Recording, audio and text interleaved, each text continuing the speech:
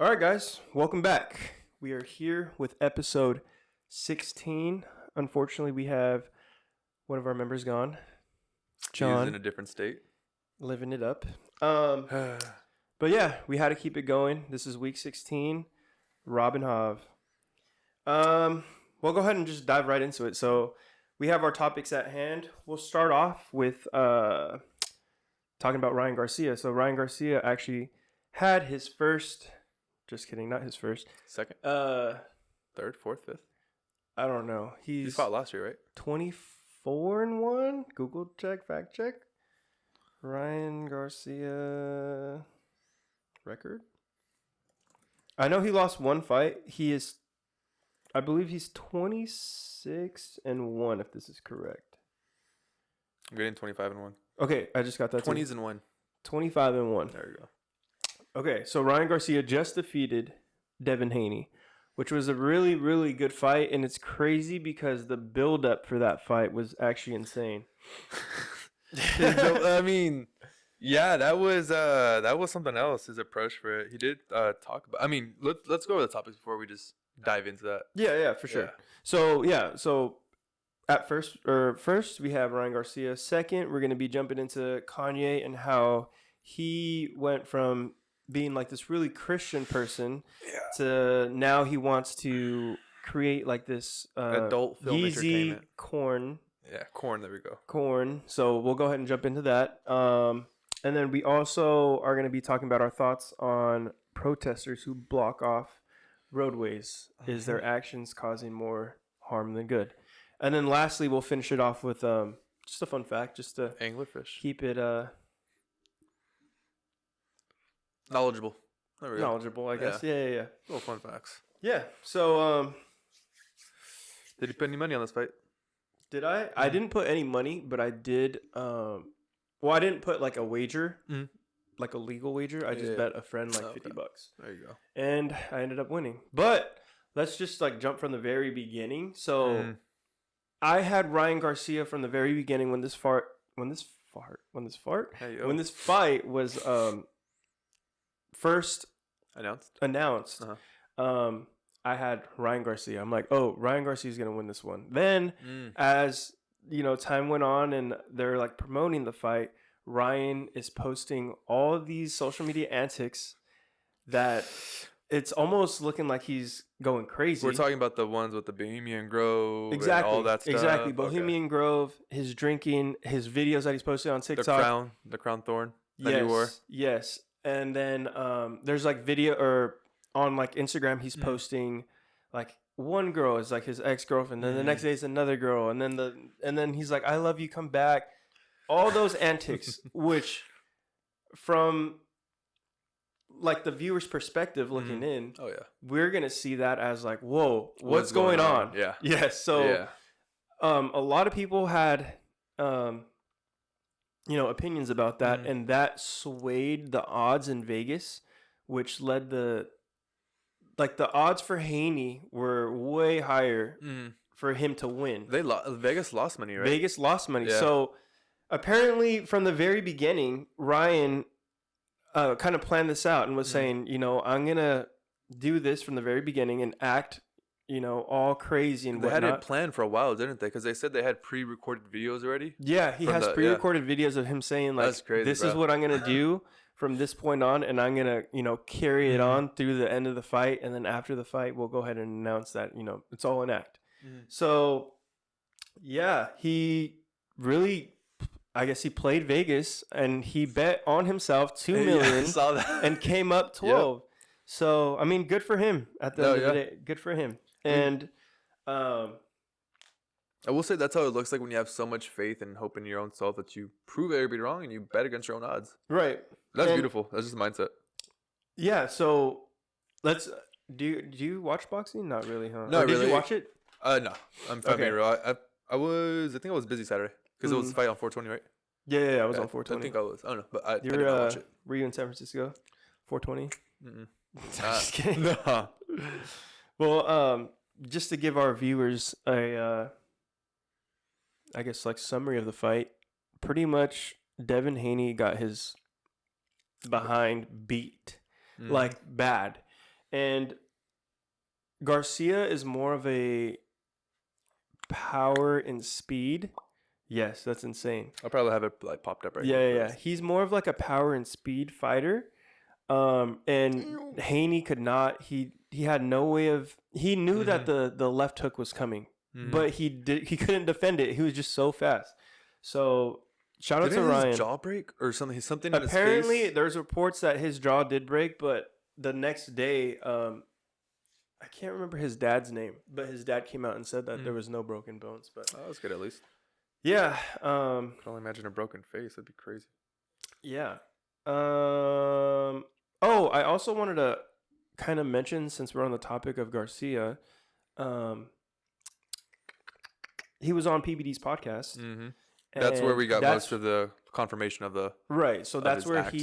that was a couple of days after the fight, and that's where he confirmed that the whole shenanigans before was all an act, and then from there he wouldn't break for anyone. It didn't matter. Like even with Tate, because I'm pretty sure Tate wasn't in the loop, but whenever he hopped on the space on Twitter or X, Twitter X, whatever. Again, he was like full blown committed to the role. Right. And Tate was like, "What is going on right there?" I'm trying to remember exactly what he said. They held me down. Yeah, they were their kids in front of me. This and that. Bohemian Grove, all that stuff like that. Which I know the last pod, whenever we did talk about it, I did have concerns about. I was swaying more. This is some sort of way to promote his fight. That I believe that's what I said on my last one. Just because like you can't go from talking about kids to promoting your fight back to back. But he did mention on the pod, on the PBD pod that just came out, that he does actually have evidence of stuff around that videos that he's actually going to take. But it was also his way of advertising awareness to child trafficking, which I understand. The way he went about it was a little bit, questionable, but I do understand that at the end of the day, he does have positive intents. Could he have gone a better approach? 100%. He still has the ability to go at a better approach about it. But still, now that we know it was all for act and also bringing eyes to child trafficking, it's nice to see somebody, especially for him who's a Christian in that industry of entertainment, of everything, that he still has that good soul in him to bring eyes to such I'm not even gonna say conspiracy, to such a topic that's out there, but people are too blind to pay attention to it. Right. Well, there's actually a Ryan Garcia theory, and I think I got it from like TikTok, or I can't remember where exactly I found it, but it goes on to this. So pretty much they're saying, well, how is Ryan gonna, or for what reason was Ryan Garcia at Bohemian Grove if he wasn't trying to get into the Illuminati or whatever it is? And as we already know, to get into the Illuminati, there's like I don't know the exact process, but we do know that there's a humiliation thing that they have to go through. Yeah. So you've seen, John Cena kind of do that with a dress or what some was it, the sort. Emmys, and he was literally out there naked. I can't remember if it was the Emmys or some type of award show. Yeah, you see, was it Kevin Hart on stage with the dress or some sort of form of like demasculating a man, whether if it's public nudity, you dress, some sort of humiliation. So they were saying, the theory goes that Garcia was in that process because he was posting those pictures of like his ex-girlfriend, like, oh, please come back, so that could be somewhat of like a humiliation. And that goes along with the theory of like, oh, well, maybe he was in the process of getting into the Illuminati, and then when he was actually brought to Bohemian Grove or whatever it was, then he sees what actually goes down, and then the kids, getting and then that's where he's like, okay, I want out of this. Because but do we think somebody like him would even go down that route to begin with?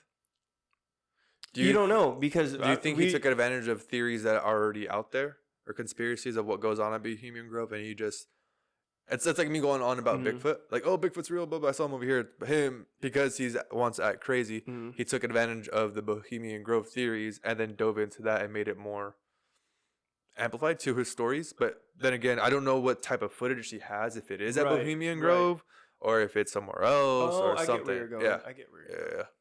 But just because he does, you know, he is a Christian, he does go like that. I don't think somebody who's a Christian will go through that to try to enter some sort of secret society, Illuminati stuff. Right. I think more that the theory is that he took advantage of the conspiracies that things are happening at Bohemian Grove, amplified that, and went into something bigger, then shine light on it too. That makes sense. A lot of people are saying like little memes are popping out how like the Illuminati had like sweaty fingers or whatever. Like how does Ryan know all this? And then gave them that reassurance, like, oh, it's all for show. He didn't actually know anything. Right. But then again, we don't know what he has on the tapes, the video that he has too.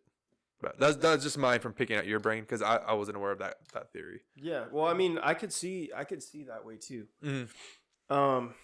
Yeah. And then speaking about how he's Christian, he is a very Christian.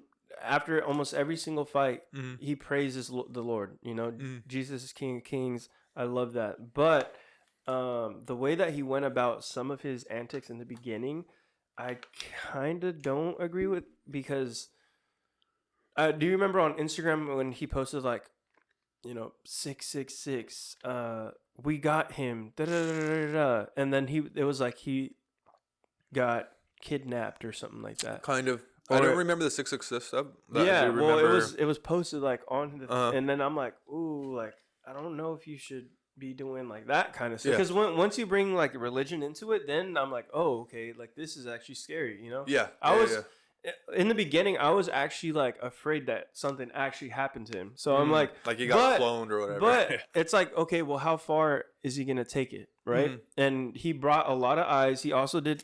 It's like pros and cons, because a lot of people. Like for me, I was already a Ryan fan from the beginning. Then all these antics are going, and I'm like, wow, I really hope this guy's okay. It seems like he's not mentally all there. But at the same time, in the back of my head, I'm like, okay, maybe this is for a promotion, but how far is he gonna take it? And I feel like he actually like took it really far, and he's like almost crossed that line to where I'm like, I'm praying for him, but I'm like, I can't really support him. It almost got to that point for me. How do you feel now, since you're a Ryan, like a Ryan supporter? How do you feel now that after everything came undone, like it's all an act, this and that, he did the promotion for not promotion, but bring awareness to child trafficking. Like, how do you feel now? Like, did your opinion change on him because how people were genuine concerned and worried about him, and like to them, people might come out as like, well, I was praying for Ryan, but at the end of the day, it was all a way to promote for his fight. Right.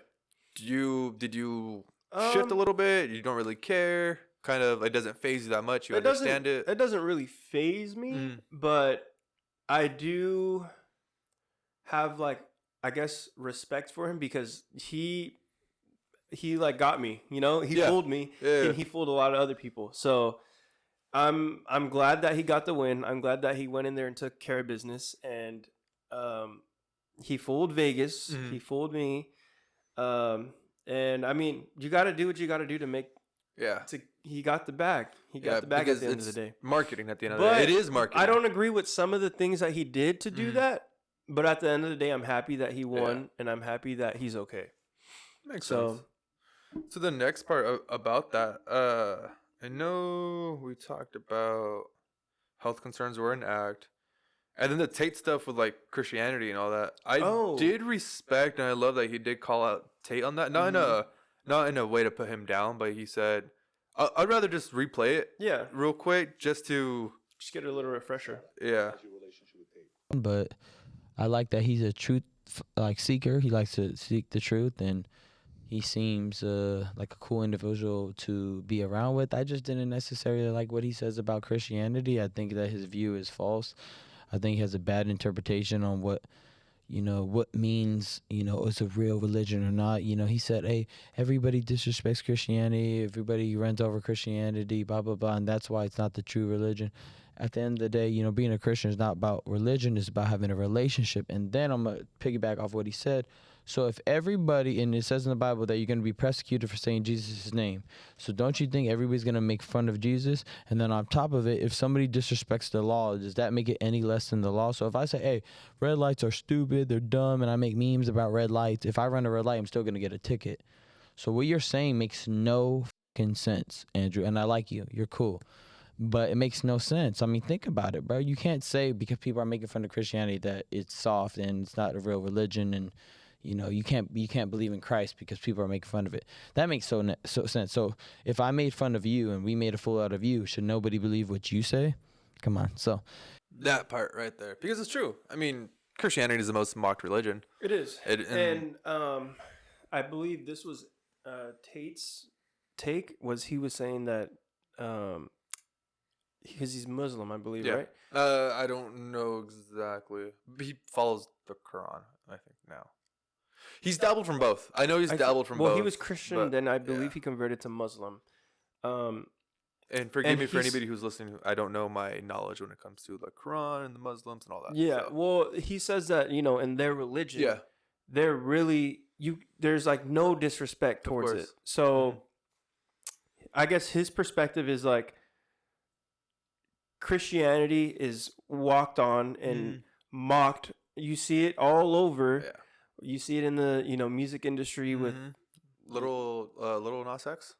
Yeah, dude. Yeah, his videos were a whole bunch of these big artists. So they're portraying themselves as Jesus or like an angel or whatever on it Satan is. Or something. Yeah, something crazy. So he's saying that for like the Muslim religion, it's very well respected. No one's gonna disrespect it, and I can see that point of view. But at the same time, Ryan also brings up a really good point. And it also states in the Bible, whoever says Jesus' name is, what did he say, is going to be persecuted. Right. Yeah. It makes sense. You have, and you wonder why Christianity is one of the biggest, or like, I guess we'll just use, Catholics. I know that they, and well, this is where it's going to get interesting because Catholicism is like one of the biggest religions that are mocked. And are we just talking about the Catholic, just the Catholic in general, or Christianity in general? Christianity in general, because that would be the base, and then we have like their Pentecostal, Orthodox. But Catholics is like the biggest. Of them all, I guess, from Christianity and then like Christianity and then like the religions within. Excuse me, Christianity. I just know firsthand because I grew up Catholic, so sense. I'm just like, whoa. You're speaking from experience. Right. So, it's I don't know. I understand both points of views. I do agree with Ryan at the end of the day because I'm Christian. So we're gonna get mocked. We're gonna get walked on, or at least people are gonna make fun of what we're saying or what we believe or how we live our lives. Exactly. But at the end of the day, we have our own faith. They have their own. I can respect, whatever they're saying as long as they're being respectful to me. Of course. So I think it comes down to more like I'm just gonna pick on atheists or any non-believers. I mean, an atheist is not a non-believer, but anybody who doesn't follow God does do the picking. I'm always going through the comments and stuff like that on our posts and the TikTok ones. There was one, I forgot. I think it was John talking, and then somebody was saying some of us eventually grow up and we don't follow that fairy tale anymore or something. I'm like, damn, bro, like what happened to you almost? And it's like, clearly that was somebody who was a believer who stopped believing, probably because they have their own reasons. They want to, they have their own reasons. I'm not here to, get on that person, but they have their own reasons. But it could even go from somebody who used to be a believer to not a believer anymore, and anybody else who's just naturally a non-believer. Like it's always the mockings that comes from them. But I rarely see like Muslims or anybody else who mocks Christianity. They'll challenge it. They'll challenge the Bible, versus the Quran. But I've never really seen anybody that follows a different religion mock another one. They'll challenge it, but not mock it. Right. But I have a strong, not a strong, but I usually see non-believers do the most mocking and in the most disrespectful way too. It's kind of like, how do you have the audacity to mock something, Yeah. But then it goes into that thing is that person okay? Because you know how when there's a bully and somebody's bullying somebody, like there's a reason why that person is being a bully. Like there's something deep down broken in them. Then the question is that person who mocks religion, is there something deep down wrong with them, or are they just? Well, everybody's lives are different. Everybody goes through different things. Maybe that person lost a family member and they're questioning, they were a believer before, and this crazy experience happens where they lose a family member and they're like questioning God now, and now they're frustrated. And it just pushes them away. There's a lot of different things that we don't know. So at the end of the day, I try to respect everybody's opinions. For the people that are non-believers, I was listening to Cliff.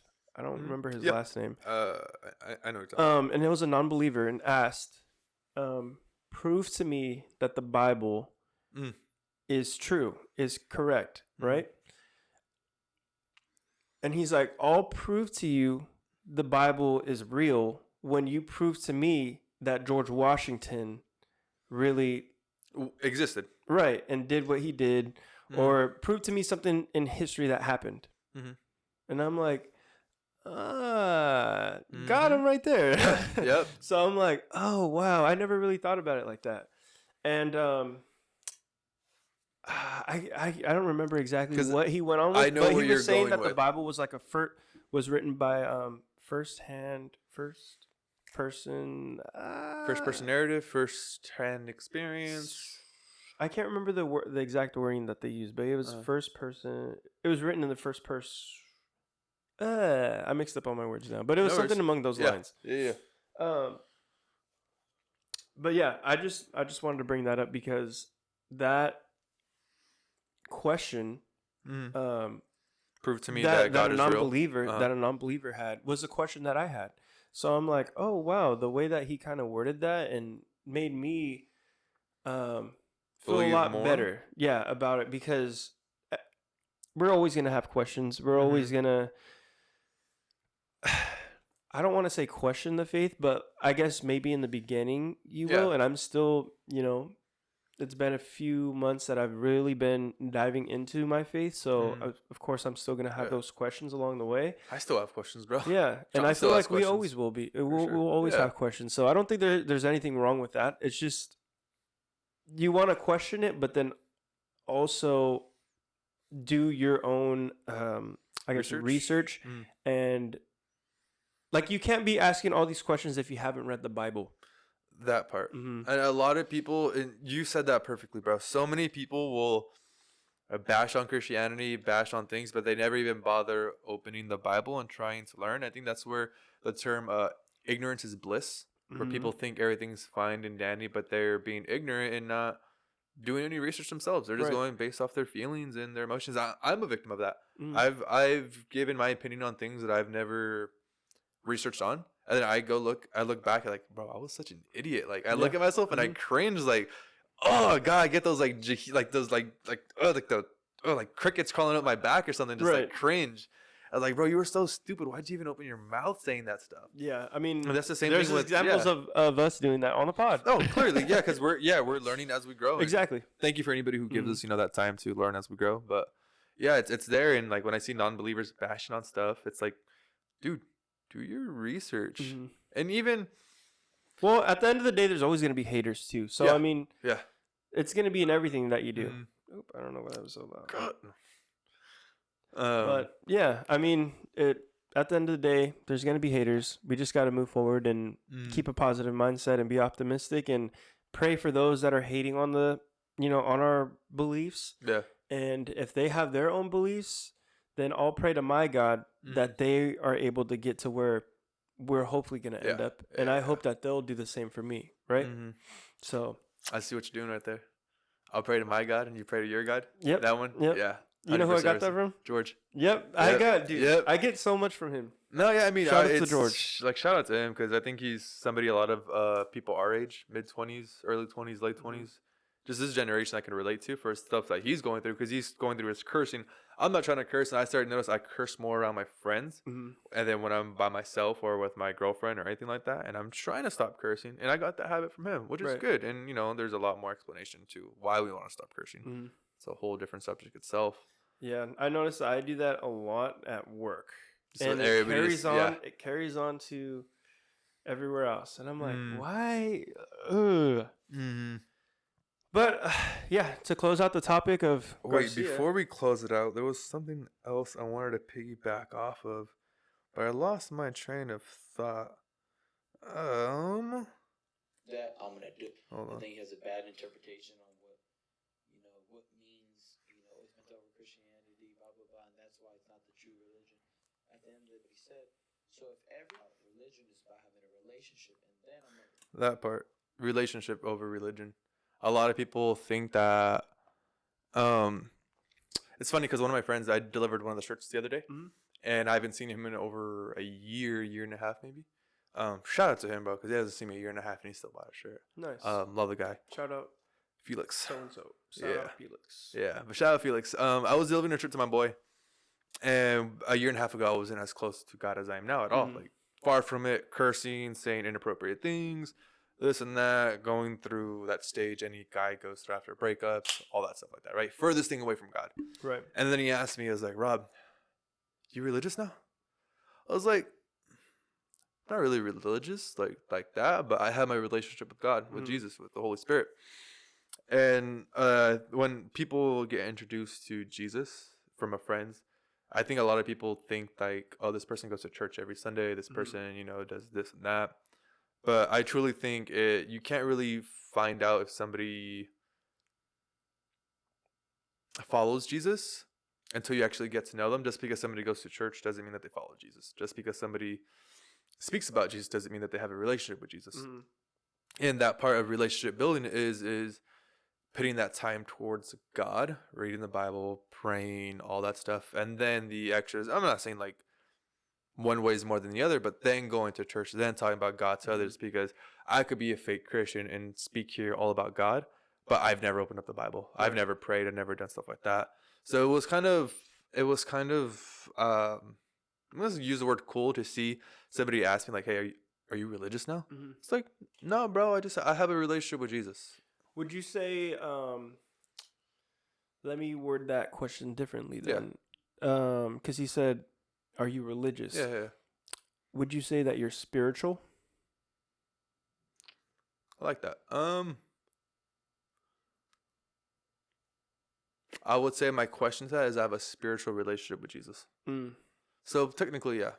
Because it's more spiritual than religion itself. Because religion involves church and all these other things. Right. So I would say the same then. Because right now, like I said, I grew up Catholic. Yeah.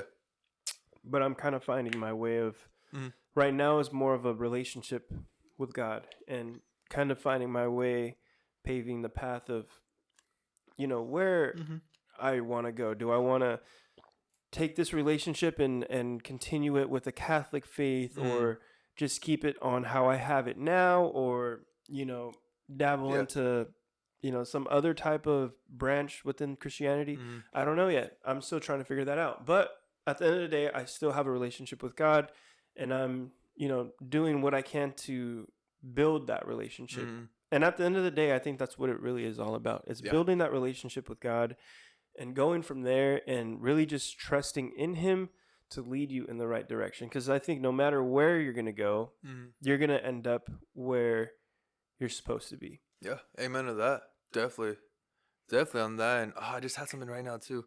I just had something, bro. I just had something right now. I hate when that happens. It happens so much because I get excited about it, but then I focus back to listen to you to give you my full attention, and then I lose that train of thought. But if I remember, I'll come back to it. But yeah, definitely. Moving on to the next one. We have Kanye from Christian album to adult film industry.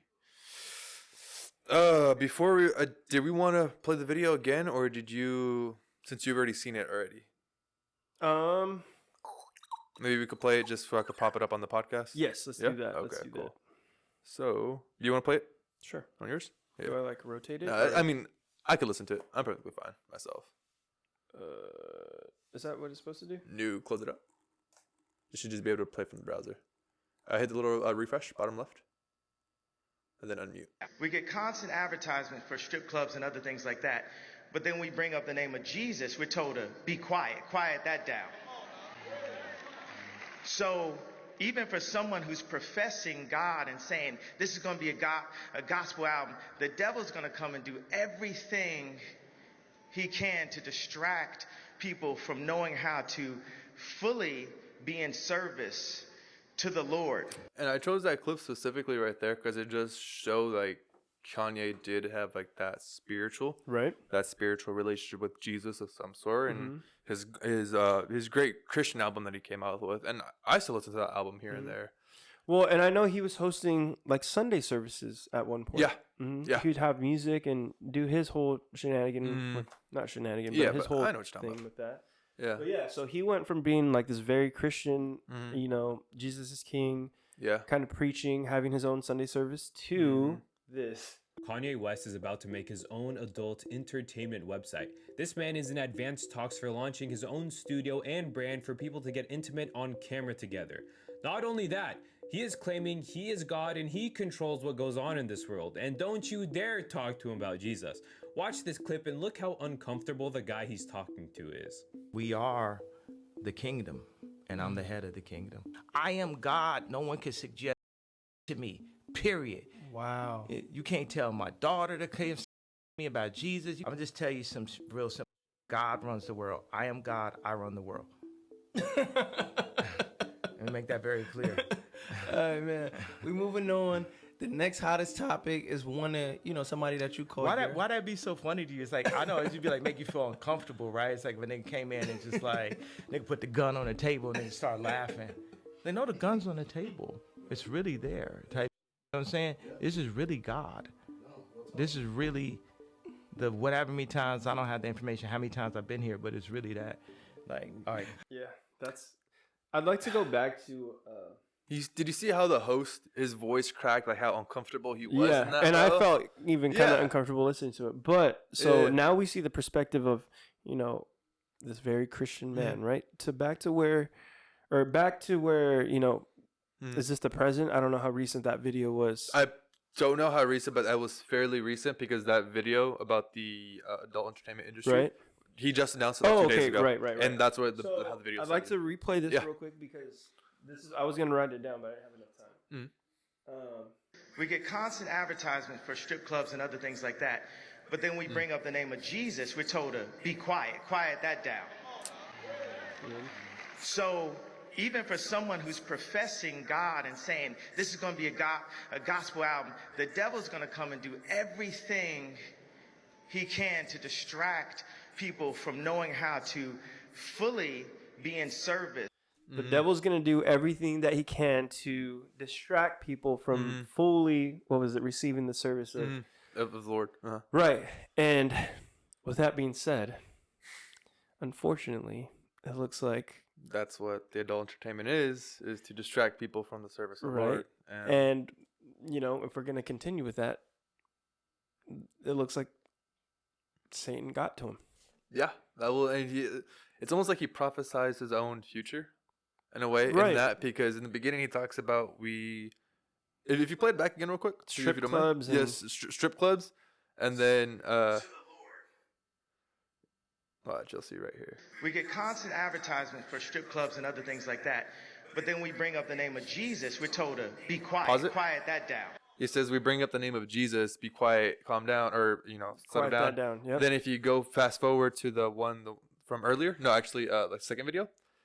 Kanye West is about to make his own adult entertainment website. This man is in advanced talks for launching his own studio and brand for people to get intimate on camera together. Not only that, he is claiming he is God and he controls what goes on in this world. And don't you dare talk to him about Jesus. Watch this clip and look how uncomfortable the guy he's talking to is. We are the kingdom, and I'm the head of the kingdom. I am God. No one can suggest to me, period. Wow. You can't tell my daughter to tell me about Jesus. I'm just tell you some real simple. God runs the world. I am God. How he says, like, you can't tell anything to, like, me or my daughter or whatever, like, talk about Jesus. And then the first one he talks about whenever the name of Jesus is brought up, it's like, shut up, this and that. It's almost like he spoke the future about himself, where don't talk to me or my daughter about it. He's basically telling him to shut up about us trying to talk to you about Jesus. Right. And then the strip club stuff in the beginning, I mean, strip club is involvement of lust and all that stuff. And so it's pornography, it's involvement of lust. It's almost as he predicted his own future of his own downfall of opening an adult entertainment website or whatever he's going to do to that. And then he talks about, you know, it just perfectly aligned almost. Well, and the other thing is he's saying that he is God. Yeah, that part. So, the bigger part, we're over here, I'm over here, you know, dissecting that. But the bigger part to him self-proclaim that he is God is wild, because what did Satan try to do? He wanted to be like God. He tried to be like God and try to create everything to his own image, but he couldn't because that's not him. He's not him. he's not him. Yeah. So, I mean, I was a really big fan of Kanye for a while, and now it's like he took the wrong path. Do you have a pair of Yeezys? I was actually, they're not mine, they're my brother's, but I'll wear them every now and then. Are you still gonna wear them? I actually haven't worn them for like 2 years. So I have a pair of Yeezys I was telling my girl the other day. I feel like throwing them away, but that's because of, you know, what he's saying about God and all that. Right. But my association with them wasn't due to anything recent. It was just back then. Nice pair of, you know, little cool looking shoes, right, whatever it is, but it has no affiliation with him to who he is today. So I kind of came along those crossroads of like, am I going to wear shoes from a guy who can disrespect God like that, you know? But that's for me to decide, I guess. But it's that is. Well, I guess you can with you know that topic. Yeah. Do you listen to music that part too? I mean, I'll still listen to his Christian album here and there, like his gospel album. Right. That goes pretty hard too. Or like Lil Nas X. I know he has a couple hit songs. I don't listen to him at all. At all. I know like he has a couple hit songs, and I'll play them, but at the same time, I'm like, okay, well, this guy is representing something that I'm not for. I see what you're talking about. But his music, this song is catchy. So do I listen to it or do I not? Right? And then you could even bring it further. We have all this music that talks about, you know, drugs and alcohol and, you know, lust for women and all this other stuff. That doesn't really align with what we believe. There's a lot of people who are talking about that. And I'm one too that hasn't really dove into it yet. But there's a lot of Christians who are trying to follow more strictly along the lines of Christianity that are filtering out modern music, where they're not listening to talking about, you know, strippers and clubs and drugs and cursing, that they're completely like eliminating that from their like music library and their listenings, because people claim as music, oh, it's for the soul, it's for spiritual, it's this and that. So like it's slowly swaying you. You're getting those words and putting into your spirit, your soul, because when people say, oh, it connects to my soul. So when you're listening to somebody cheating on another person in a song, you're putting that into your soul. It's like subconsciously. Yeah, in a way. It's like micro doses of it. And then people may say, oh, that's crazy. What are you talking about? And I'm still one to fix my music on what I listen to still to this day. And that's just me being vulnerable, because I'm not perfect. You know, I also like listen to stuff like that. But I don't mean it in my heart. But could I also be, you know, getting micro doses of that into me? Is that going to change who I am in the long run? Am I going to get ideas for my life? Well, but I mean, we don't live in a perfect world at the same time. Yeah. In our day-to-day lives, we're going through things that are not, you know, aligned with our beliefs, and we're seeing it, and we could only do so much to, you know, try to stay away from it, but sometimes it's just there. Yeah, so that's true. What I guess we can, you know, eliminate the music and do all that stuff, but at the same time, there isn't gonna be a perfect Christian, because you know we're all sinners. But yeah, that is a good question, because I have that question myself, and I'm like, what's your question? It's like, should I be listening to this music when it's not aligning to what I'm, you know, or practicing, right? So I don't know. I have to give some thought. I'll get back to you guys. No, yeah, it's a tricky one. It is, and I'll send you a few videos on people's opinions. There's this girl who's working out. I've seen her. I don't follow her. I've seen her pop up. She's pretty well rounded on knowledge and just very blunt, truth and forward. Right. Where she calls out Christians for like what they're doing, or, you know, the music. And she had one about the music. So If I find it, I'll send it to you. I'll send you her page too. Yeah. But she was the one that was talking about the music that we consume isn't right with what we're trying to follow biblically wise. Right. Well, now that we're kind of on this topic, Girls Gone Bible, the two girls, they just recently came out with a pod, and they were talking about premarital sex. So, where was I going with this? I'd like no, you're just fine. Premarital sex, lust, premarital music, sex. sin. So they were, before they really dove into they were. Let me get Lukewarm this straight. Christian. They jumped into Christianity. Okay. And they weren't practicing that. They were like, okay, that's kind of, they would see people that are very Christian and they're actually practicing. Okay, we're not having sex. We're waiting till marriage. And they had the perspective of, that's crazy. How are you doing that? That's, but to each their own, right? Yep. Well, one of them was already practicing premarital, and she would have the conversation with the other. I don't know their names, but one of them was talking to the other girl. And was like, how are you going to be, practicing or be really into the faith when you're not practicing it 100%? And she's like, oh, well, I just think it's crazy that people can't do that when it's, it's a natural thing to do. Yeah. Well, she had like this, I can't remember what exactly brought her to stop doing what she was doing, but at the end of the day, like to make the long story short, she is like practicing that now. And she says that she's never felt closer to God. And she feels like she's really like on the right path now. So I'm like, wow, because I remember listening to like parts of that pod, and I'm like, oh, that's interesting. And then that brings to the question of like, okay, well, what are we doing to, we can slowly cut out the music. Yeah, we can slowly cut out like all this other stuff, which I have been doing to a certain extent. And do you feel like you're getting closer? I feel cleaner. You feel cleaner. I wouldn't say I have a story though. I can't say. I might get a little bit like vulnerable. So to answer your question is like, do I feel closer to God for like the music, like for diluting the music I listen to that's more vulgar, more sexual, stuff like that? I feel cleaner, but I was going to say I don't feel as close, but that's a lie because I'm going to say one thing before I hop into my story. Sure. To reinforce what you're saying about the Girls Gone Bible. There's a saying, not a saying, there's a thing out there that says, once you get closer to God, you're not going to want to sin anymore. Once you, and a lot of people think when they want to get closer to God, they have to stop sinning. But that's not the case. You could still sin and come closer to God, but over time, your want for sin is going to fall off. And there's other sayings where it's like, once you go to church, come as you are, don't stay as you are.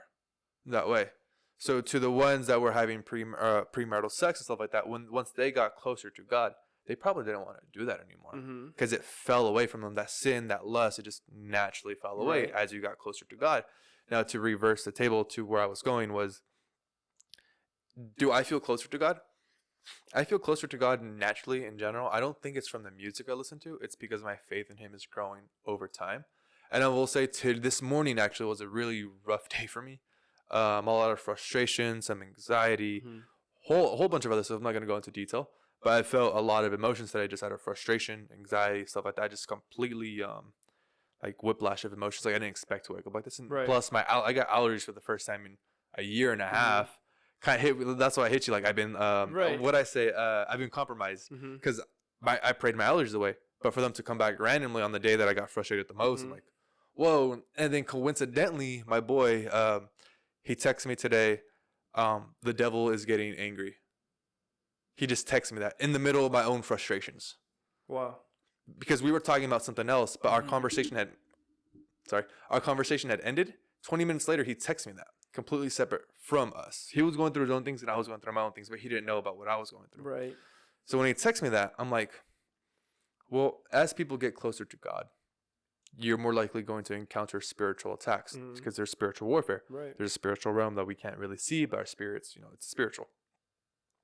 So with that, as I'm spiritually getting closer to God, I'm going to become more exposed to negative spiritual warfare against me of more temptations, more attacks, more whatever. And today, out of all the days, I get hit with my allergies, a whole bunch of other stuff. You know, just I got bombarded today. Like, I was gonna text you at a point, like, hey, bro, I don't feel like doing the pod today. I don't feel like doing the pod.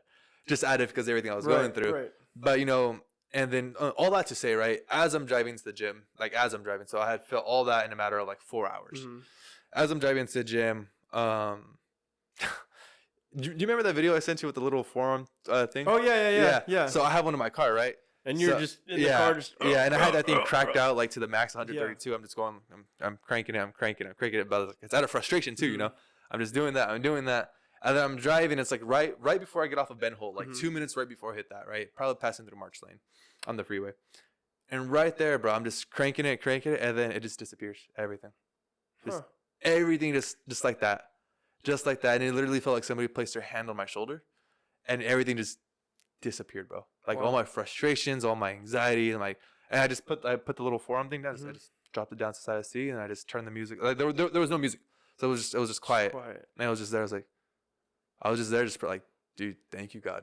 Like, I just thank you, Jesus. Like, cause when I tell you, I've never felt that before, and it just felt like someone, Jesus, put their hand on my shoulder. Wow. And gone, bro. Like my frustration. It takes a lot for a guy to calm down after being frustrated for a while. I'm pretty sure you've been in some moment like that. Sure. Anyone, you can't just not be frustrated like that. It takes time to ease down a little bit. No, this was just like that, just gone. Gone. I walked into the gym perfectly fine. Dabbed up Jamie, said hi to everyone like normally. Got my lift in, left, and did my other stuff, and now I'm here.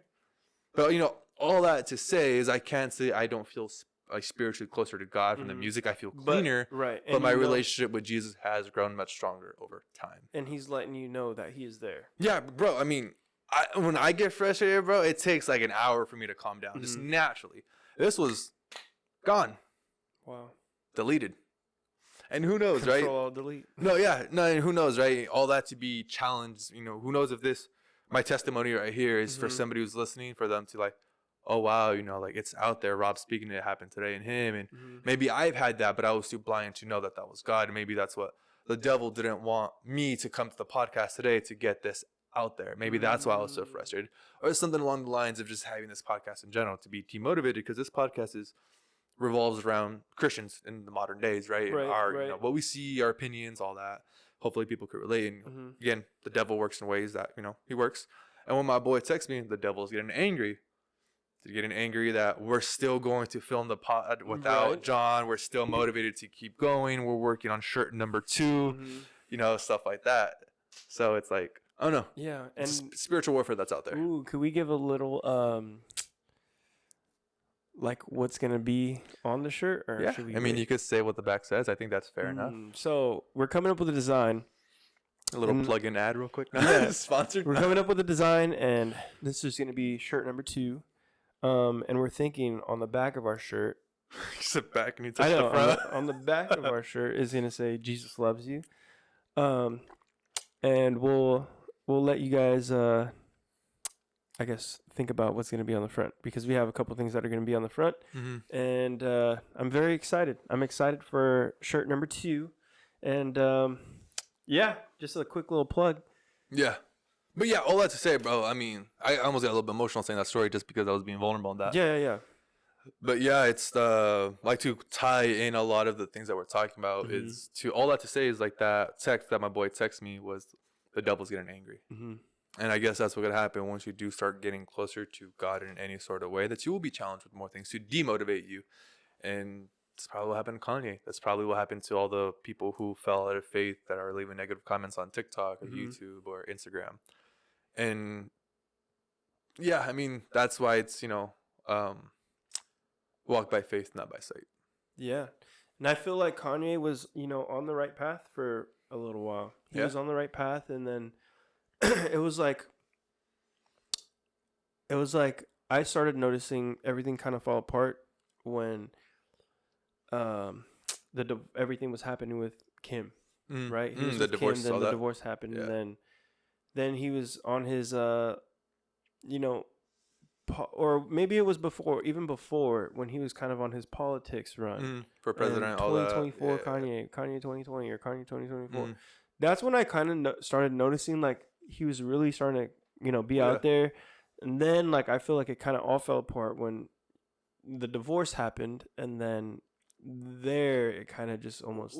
I mean, there was a whole Yeezy Adidas thing too. Oh all yeah, that. yeah, And then yeah. there was a moment where he went missing for a while, and I was having this conversation with somebody the other day, and I remember something. I've never seen it myself, but I always see it in the comments. It always is like the top liked one. Mm-hmm. Maybe you could pull it up. I'm not sure, but it says Kanye said, "If I disappear and come back, it's not me." I don't know how accurate that is. I don't know how true that is. I haven't seen it for myself. I just always seen, maybe it's in a lyric, Right. maybe it's in some sort of something like that, but that's fine. It's just a little Samsung thing. A little quick promo for that. Samsung sponsor us. But yeah, and there was a moment where he was gone. Like he just disappeared for a week. Something about his manager couldn't find him, something, and people are saying Kanye got cloned. Stuff like that. So I mean, I don't know how much we want to go into cloning, because that's that's conspiracies and all that. I mean, people were saying Ryan Garcia got exactly. cloned, I was gonna say that too. but that's all for show right there. But it goes into like, I mean, cloning's a whole different thing. I was gonna say we could get into it, but we'd have to pull stuff up because I know there's like videos out in what is it, Alaska or something like that. Alaska. That they have like. We'll get into it later. Cloning labs? Something among those lines. Leave a note for something like that. We'll for sure put in a note for that. But so I guess did you want to continue on with this? That's Kanye the topic, majority of the things that I had to say about Kanye, Christian album. Yeah, I have one more thing. So he started dating. I can't remember. I know what you're talking about, but I don't know. Or are they even? I think are they married now? I don't know. But she. Well, it's. At the end of the day, she's gonna wear what she wants to wear, but she's wearing nothing really. See-through right strings. And people are saying that Kanye is the one that's dressing her and like is taking her out like that. I don't know. Is that even legal? Isn't that like public nudity to a point? Yeah. Imagine they walk by like a group of kids. Yeah. On a field trip. I don't know. A group of kids on a field trip would be somewhere, but out somewhere in public, a family seating. Yeah. Is that even legal? I don't know, dude. I never thought about that. Is that even sanitary, bro? You go to a restaurant, you sit down, and you got your butt cheeks hanging out, and like. Yeah, I don't. That doesn't. But yeah, all that to say, did you have anything else on there? Did you just want to talk about that right there, or? Because I know 100%. It's just weird. It's just weird, like.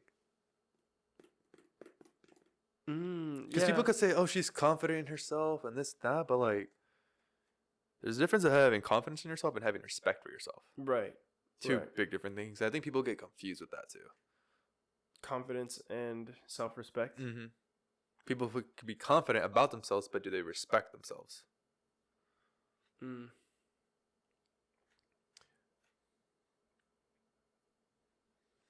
Yeah, I get that. Mm-hmm. But a lot of people say, I guess because... I mean, I don't really know how they look like or how she looks like. I've seen like one photo of her, 2 photos, because I don't really pay attention to that stuff. But people are saying that he's trying to replace Kim because they look similar or something. I don't know how accurate that is, but and if the divorce did cause some sort of breakage in himself mentally, spiritually, emotionally, taking his anger out in a relationship now. I'm just speaking out of my butt right now. I'm just trying to put things together. Like I say that because I'm just thinking like the first thing that comes out of my mind. It's not really formulated or concentrated. It's just impulsive, thoughts. Sorry, I have like a whole bunch of thoughts that are just running Throw them out, bro. my head right now. Throw them out. I just can't articulate them right now because they're just like... Actually, pause that. Before we continue into our next segment of the podcast, we are sponsored by now. Oh, dude, that's how I was... We are sponsored by... You just cursed it. I gotta... No, but 29 out of 30 shirts have been sold. Want to say thank you to everybody who has helped, especially for the ones who couldn't afford it and still bought a shirt. Mm-hmm. Shout out to you guys. You guys are the real ones. I mean, everybody who purchased a shirt is real, but genuinely, thank you guys. 29 out of 30 shirts. Probably by our next podcast, episode 17 is actually when we're doing the one chip. Dang. Because that's May 1st is 1 week from now, I believe. Meaning, yeah, the one chip's probably gonna happen next week. I gotta get prepared for that. But for anybody who's listening, we still have one shirt for sale, where all three of us are probably still gonna do the one chip, just as a thank you to everybody who watched. So even if that double XL doesn't sell, we're still gonna do the one chip for you guys. So that's just anything, a massive. I'm gonna buy it and crop it. Even better. But yeah, just thank you guys. We'll be doing the one chip challenge probably after episode 17. John keeps saying he wants to do it before and that's not gonna happen because we won't even be able to film. Yeah, like knowing me, I'm gonna be done. Yep, the whole time. But yeah, I just wanted to plug that in just because. The one chip's right there. It was over there, but we had a small cut, real quick, little break, and I brought the one chip right there. Should have fixed it. Oh well. It is what it is. Yeah. But yeah, did you want to dive into next? Yeah. Segment? So on to our next topic. We're gonna be jumping into protesters and how they. Sorry, let me jump onto this. Oh, okay. Protesters who block off roadways, and is that gonna be causing? Does that cause more harm than good? Exactly. So we can jump right into that. Yeah. First thoughts. Just honestly, I think it's stupidity. It's just right off the bat when I see, and they have all these techniques, and I have one that's pinned right there called the sleeping dragon technique. They bring barrels in there. I just saw another protest the other day where people were gluing their hands inside of a Porsche factory or some sort of thing involvement with Porsche. And then there was another one where people were pouring concrete on their hands. At you know what? Somewhere, in another country, right? Yeah. Like I don't say Sweden or Europe, but somewhere out there, they poured concrete on their hand. And I don't know if I can sneeze right now. I'm not sure one of them had to get their hand amputated, or they had some sort of really bad chemical burn after it. Yeah. I think. But a lot of these things, when I see all these people who try to protest, or even people who stand in front of buses, block off bridges, all these things, I've never seen anything positive come out of it. I've only seen headlines. And of course, maybe that's their form of, we did something because, the news, they reported on us. It got our message. It shined more light to why we're protesting Porsche or anything like that. But it's like, did anything change though? Yeah, exactly. And for the question, does it do more? What was the question? More bad than good. Yes, it does. Because one, if you're especially if you're blocking off a bridge to say, for example, from like the Bay Bridge, Oakland to San Francisco or something like that, you have, for me, I have to cross the bridge to get to work. And if you're protesting while I'm trying to get to work and I'm not able to get to work on time, then I miss out on a whole shift. You have a whole bunch of other people that are doing the same thing that are going to miss shift, or they're trying to figure out how to, now I have to reroute my freaking whole and go all the way around. And that's like an additional 2 hours. You have, if it's just emergencies, even. Emergencies. You have a kid that you need to go pick up from school, and then they're going to be waiting there for 2 hours. It does more harm than good. I get what you're trying to do. If you're going to protest, I guess protest in the most, I don't want to say casual way, but I want to say peaceful, but even peaceful. Their version of peace, but their version of peaceful is locking hands together in an intersection, though. Because they're disrupting, but they're not rioting. That's their also version of peaceful. Is they're not destroying things. They're just causing a disruption to. Yeah, a disruption to everybody's lives, though. I mean, I get if you're gonna be protesting on the side of the street. That's totally on the side fine. of the street. That is as fine. long as because I'm driving and I'll see the signs. Yeah, and I'm like, okay. Or hanging signs over the bridges on the freeway. Exactly. Yeah. Okay. Cool, and that doesn't. It's there. We can see it. Yeah. You're bringing attention what is to that? it. Yeah. What is it? Okay, I see what it is. Am I for it or whatever? Yeah. Whatever it is. That I completely get, and I'm for that. You can do whatever you want as long as it's something along those lines. But once it gets to like disrupting, our day-to-day lives to where we have to either avoid going down the street because you guys are blocking off the road, detours, whatever. Exactly. You have people that are losing out or missing out on a job. You have people that need to be in one spot at one time, and you're not going to be able to get there because you have to make this detour that's like 30 minutes, however long it is. And then if anything, you're probably more frustrated at the event that they're protesting, right? Because that event, they're only protesting because of the event. So you may have not even brought a supporter. Now you brought somebody who's just frustrated at your protest because of the event. So, but yeah, I just look at that stuff because I see it happen. Like maybe once a month, you always see somewhere on the news of some big protests happen. But at the end of the day, I've never actually seen like, let's say Porsche, for example. I've never seen a company where like, oh, due to this protest that happened, we are now making change. No, like I've never seen, and I could be wrong. I could be wrong. Maybe there was one company, two companies that have done it, but I've never seen a major company done any sort of change. Yeah, and when you're going to like the extremes of like pouring concrete on your hand in the street, you're causing yourself harm. Yeah, bro, like that's your skin, that's your hand. I don't get it. I don't get it. But I guess that's the aspect to die for something almost. I mean, maybe they're not dying, but they're sacrificing a part of their limb possibly. For the cause? For the cause, yeah. Is it really worth it? That's the question. That's the question right there.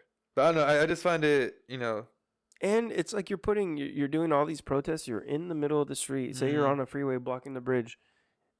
And you get people that are in the front that are angry and that are like, okay, I'm going to freaking drive through this because I need to go to work or I need to pick up my kid or I need to do this. And I've seen some people with an emergency, like an actual like yelling, like start cursing, like get the F out of my way, this and that. My daughter's doing this. Exactly. So you're putting your life at risk and you're also putting others at risk because if I'm in the front and I have to go pick up my daughter and it's like you guys are there for however long, I'm gonna get through. Like, I'm gonna find my way through because. Would we feel bad if anybody got ran over?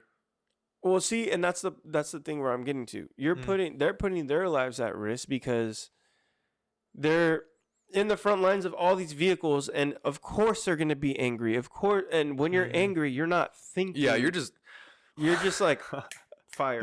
Yeah, seeing red. So of course, like you're gonna get those people that are like, F this. I'm gonna just drive through. And it's up to that person that's standing at the front lines to move or not. If they're glued to the ground, then R.I.P. Because you're glued, you're stuck. Yeah, I mean, because I think, and this is a little bit like a throwback during all the BLM stuff, like all the riots for George Floyd and all that. Right.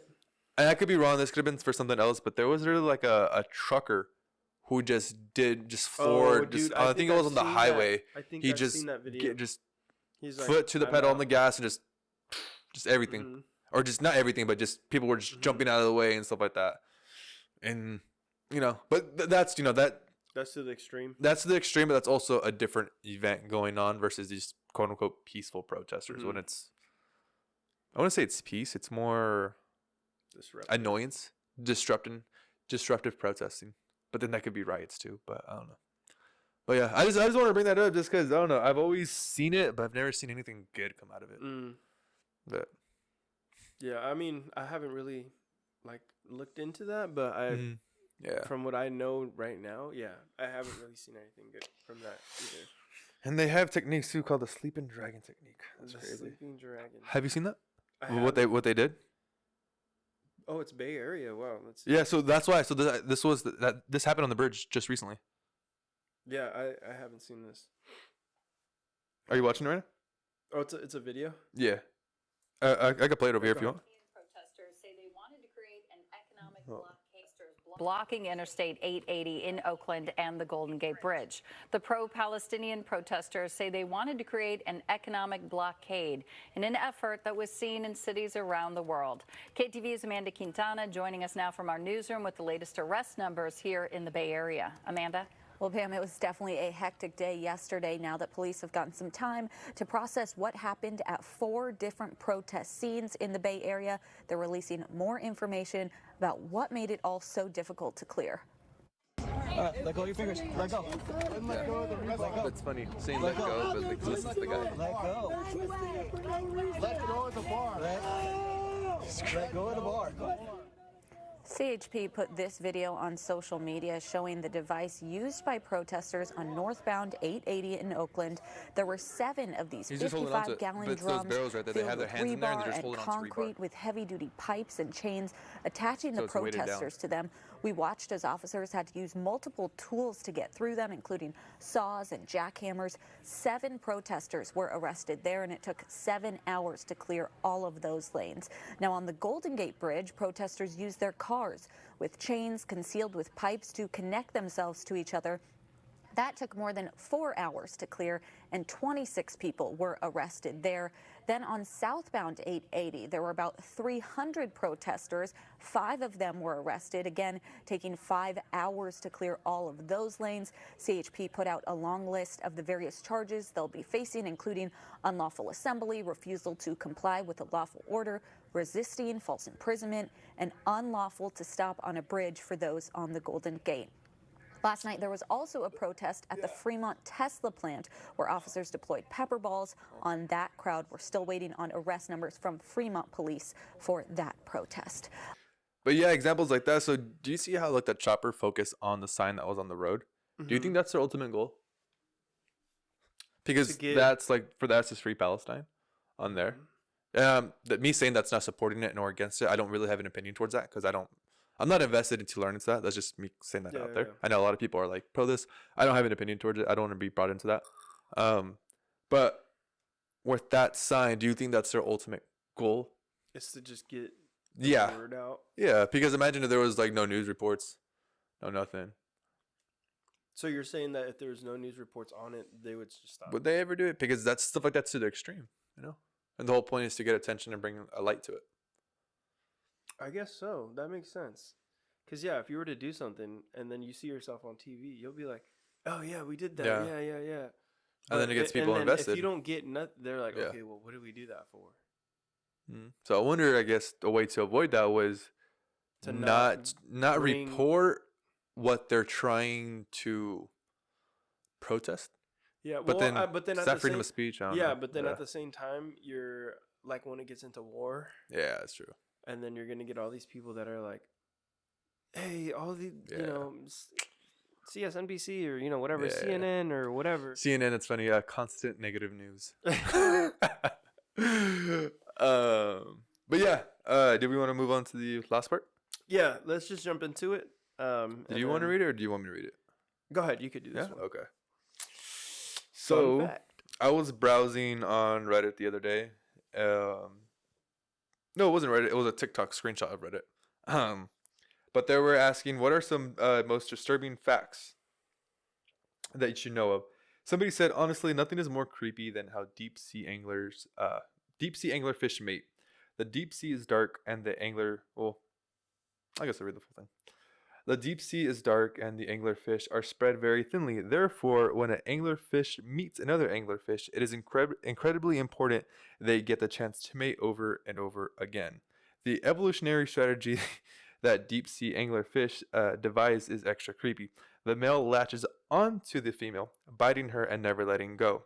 That way, he can inseminate the eggs she drops. Not that bad so far, right? But wait, how does he eat if he's latched on his mate? Well, it's a big word for Elmo. The system fuses and the female provides nutrition for the male through his fused, basically his mouth is fused to her, to her body. The true horror starts here. The organs of the male start to wither and atrophy being absorbed into the female. Eventually the male is reduced to a lump of testicles the female uses to fertilize their eggs. Females are often covered in bumps of several males that have melted into the female, becoming a literal body horror lump of meat on the female.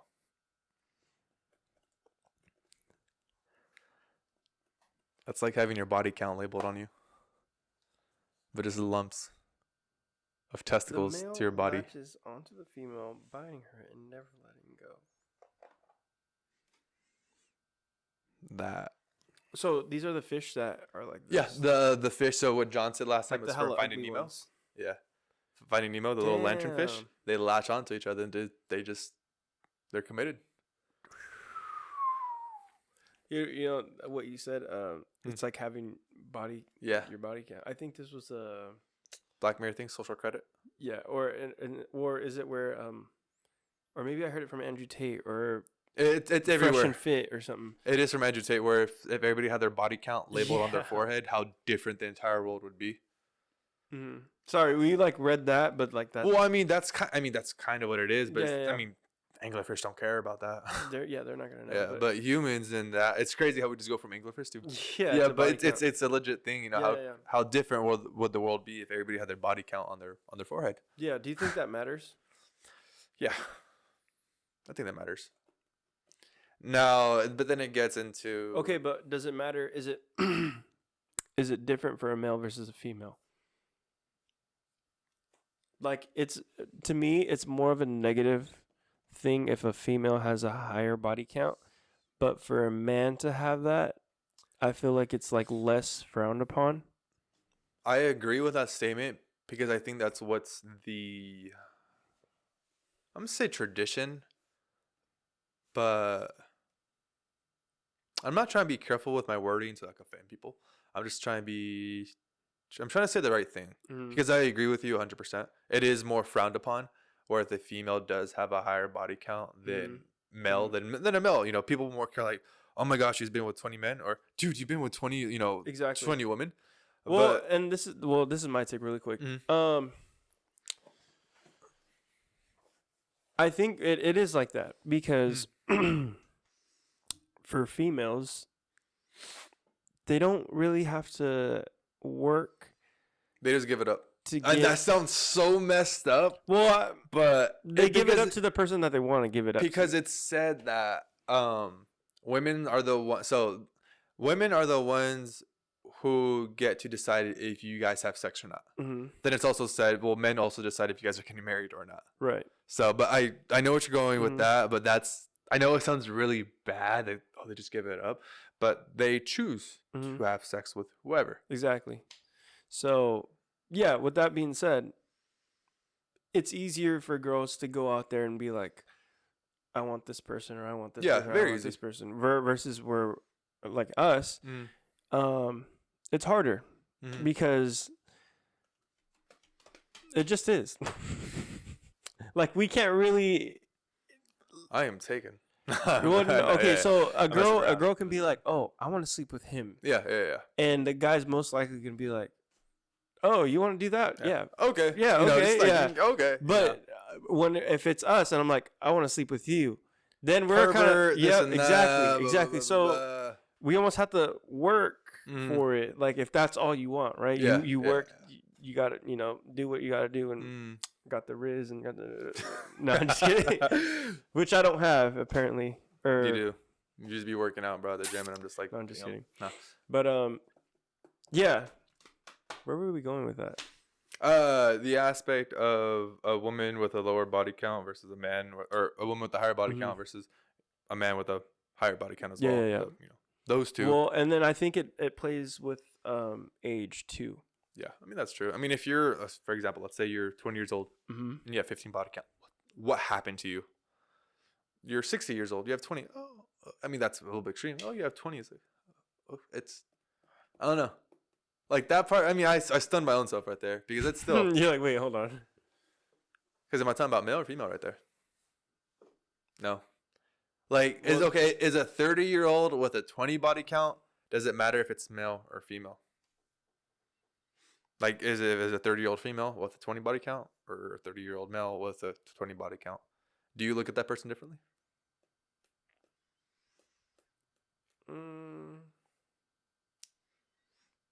Reduce that age down to 20 years old. How about that? Yep.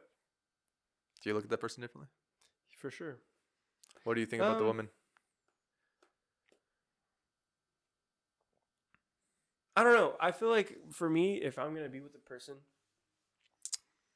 it doesn't like I'm not gonna ask, but I feel like when you're starting a relationship with somebody, that's a key it's topic. usually the female asking, and like to me, I'm like I'm not gonna go out and ask like, hey, what's your body count, And I don't. it's like I want to say that I don't care, but if you're like, and if we've been talking for a couple months, and she's like, oh, I have 3, and say we're both 26, 27 years old, however old we are, and she's like, oh, I have 3 or 4, and I'm like, oh, okay, yeah, that's reasonable. That's like that makes sense, right? Versus, oh yeah, I've been with like 20. Then I'll be like. Then I'll like second guess, and I'm like, what? That's a lot. And I would be the same boat as you, That way it's like, And will it stop me from being with that person? Would you marry that person? Not just being, but would you marry that person? Because it would definitely put a second it would make me second guess it, and I guess it would have to. I would second guess it. I can't say yes or no because I've never been in that type of situation, but I would definitely second guess it. That's fair. That's fair. That's fair. But whereas a guy is like having a higher body count versus like I almost feel like the girl wants the guy to have a higher body count. Really? Yeah, because they want like the experience, a more experienced person. But wouldn't that also depend? And we're not speaking for everybody, of course. No. Yeah, we're not speaking but I have heard from some people that are like, "Oh, I don't really care as long as you're doing a good job. You're clean, right? You're clean and you're like you're good in bed." Exactly. Like you know what you're doing. Wouldn't that be more of a hoe mindset versus a girl whose priority isn't that? But I feel like a good girl versus a hoe. And if anybody is here being offended at the word hoe, that sounds like a you problem. We're not picking on anybody. We're not calling out anybody particularly. But 20 plus years, no. But if you're being triggered by this conversation, then you don't get upset at us. You need to reevaluate your own self respectfully, with all respect. But continue. Okay, what was your question again? Sorry. You said. Well, okay. Let me backtrack. So, I feel like girls will say that because a girl wants to be with a guy that she knows picked her, because she knows that there's other girls that he can get, but in her head she's like, okay, I know that he can get all these other girls, but I'm choosing him and he's choosing me. So to them it's like almost like an ego thing, right? That's like he chose me out of all his options. Exactly. But does that and it goes along the lines of like, oh, he's been with this many people, he can get girls, and he's choosing me, and I like what he does in bed, right? But when we think about it, from a male perspective, I think I can't. This is just me thinking like how the female brain works, and I'm not like a freaking pro. I'm not a female, right? Sure. So I'm a male. So let me speak on. That was my opinion. Okay, don't freaking roast me. You have a mob of girls. Right. That was my opinion. That's what I just think. But our opinions do not matter. Well, and then we're both male. No, just kidding. So, just from my perspective on how we see it. So, when a girl has a higher body count, that's what I think. I'm like, okay, well, she's, I don't want to say ran through, but if we're being honest, right? It's been ran through, right. And then that's gonna make you second guess, and you're like, okay, well, why do I want to be with a girl that's been with this many people? Because then it brings a question. Well, was it really a challenge for me to get to this girl? Right. If 19 other guys have been with her. What am I? 20th. Cool. I mean, after that point, another 25 are probably going to come through. So what difference do I make? So exactly. And that guy may think, well, I'm just going to check in and check out real quick. Yeah. And then with us being our age, it's like the females that were like from 20 to 24-ish have had their fun, right? And we're like 25, 26, and if we're out looking for a partner, it's like, okay, well, I don't really want a girl that had their fun, right?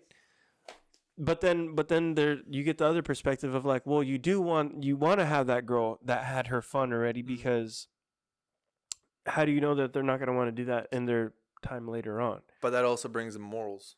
Everybody's right. Not the and same. it's exactly. Everybody's so that's where same. morals come in. And to me, I'm like, okay, I want to be with the person that has, maybe like 1 or 2 serious relationships or whatever, and of course things are going to happen, and if that relationship doesn't work out, then they move on to the next, and then if they end up with me and whatever happens, I'm like, okay, that conversation comes up, oh, I've been with 3 people, 4 people, and I'm like, okay, you were dating these people, so I get it, or like, whatever it is, and then I'm like, okay, that makes sense, and that to me, I'm like, okay, you have morals, versus I'm talking to a girl and she's like, yeah, like I'm 26, I've slept with like 20 people, and I'm like done with that though, like I'm ready to settle down. But nobody's gonna want to settle down with that. Well, I mean, you can't say everybody, but for but maybe somebody else who has matching numbers. Good. Oh, you matched mine at 26. I'm not your 26. Right. Or, but it doesn't have to be people like that. There's people that are like, 2 bodies, 3 and bodies I'll be that are vulnerable wanting here. to be with. I'll be vulnerable, like to any woman who is, listening to this podcast. You don't have to worry about, am I ever gonna find the right guy who doesn't just sleep around like crazy or 30 body counts or whatever. There's plenty of guys out there who are still virgins. Mm-hmm. I'm not saying that I'm a virgin or anything like that, but it goes both ways. Yeah, it goes both ways, and that's just to reassure. Like, you could find that person you're looking for in this generation. Mm-hmm. Just don't make that your focus. You're gonna find that person one way or another if they bump into you at a freaking arcade or a bowling alley or a group of friends, and don't feel so focused like, oh, these people are pigs and blah blah blah blah blah. Because trust me, and this is the part where I'm gonna be vulnerable. I never had, and I'm not putting myself on a pedestal or anything like that, but I never went out and had my fun. I never had my hoe stage. I never went through all that. I just want my wife and a couple of acres of land, have some farm animals, and that's it. A family, man. Yeah, family. Yeah, and there's nothing wrong with that. Out there. And I've talked to a couple other guys out there who are single, pretty good looking guys that want the same thing as me. They're not out there chasing booty left and right. They're not out there. Right. You're gonna find those guys everywhere on social media, at bars, all those places, and because that's where they find it. And you're gonna find those females like that too. Yeah. And if that's how they want to live their lives, that's fine. I mean, it doesn't bother me. Everybody has their own morals. Yeah. At the end of the day, I don't agree with or I'm not gonna be with the person that has a really high body count. But I'm not saying that other guys can't. This is just my opinion and your opinion. 100%. And our opinions don't matter. Our opinions don't make the world spin. We're just 2 guys in a garage in front of a camera. Besides John. I miss him. Right. So I have depression now because he's not here. I know, dude. No. Is that why you were all sad this morning? Yeah, I was so frustrated, bro. I was punching the wall. He's my cuddle buddy. Nah. Damn, John. We'll have John on the next one for sure. He'll be doing the one shit. But yeah, that's a wrap. Yeah, we'll go ahead and wrap it up there. We'll cut it right there. That's it. GG's.